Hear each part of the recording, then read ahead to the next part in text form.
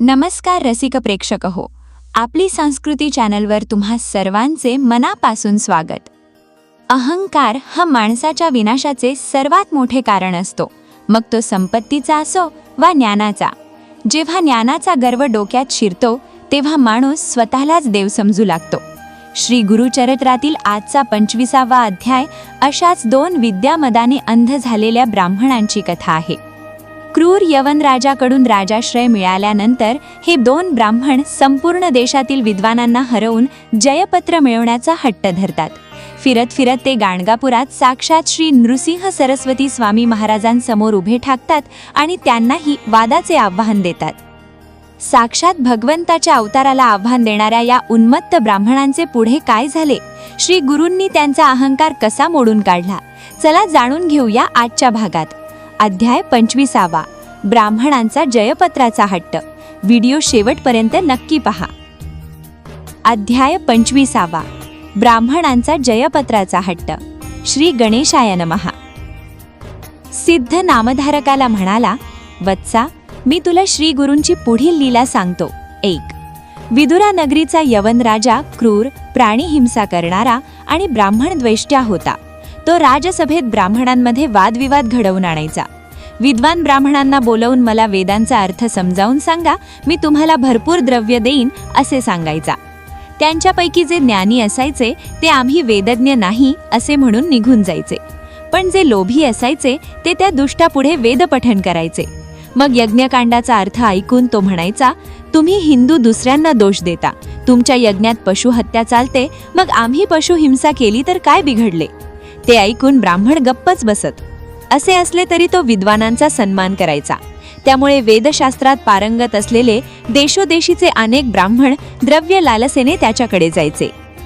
एकदा 2 ब्राह्मण राजदरबारात आले व म्हणाले, राजा, आम्ही 3ही वेद उत्तम जाणतो. वादविवादात आम्हाला जिंकेल असा तोलामोलाचा पंडित अजून तरी भेटला नाही. तुमच्या नगरात वा राज्यात कोणी श्रेष्ठ वेदज्ञ असल्यास 4ही वेदांवर चर्चा घडवून आणावी.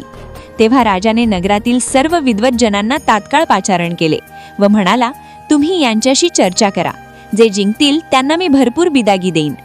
तेव्हा आलेले ब्राह्मण म्हणाले, आम्ही यांच्याशी काय वाद घालणार, प्रकांड पंडित असा यांचा सर्वत्र दबदबा आहे. तेव्हा राजाने त्या दोघांचा मोठा गौरव केला. त्यांना ब्रह्मवृंदाचे प्रमुख म्हणून घोषित केले. राजाकडून प्रतिष्ठा मिळाल्याने त्या दोघांना मोठा गर्व झाला. ते राजाला म्हणाले, येथे कोणीही आमच्याशी वाद घालत नाही, मग आमचे श्रेष्ठत्व कसे सिद्ध होणार. आम्ही दिग्विजयासाठी जातो. आम्ही सर्वत्र हिंडून ब्राह्मणांशी वाद घालू. त्यात पराभूत होणारे व वाद न घालता आमचे श्रेष्ठत्व मान्य करणारे अशा सर्व विद्वानांकडून आम्ही जयपत्रे घेऊ. तुम्ही तसे अधिकारपत्र आम्हाला द्या.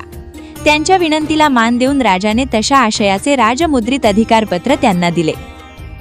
राजाज्ञेने ते दोन्ही तामसी ब्राह्मण गावोगावी हिंडून जयपत्रे लिहून घेऊ लागले.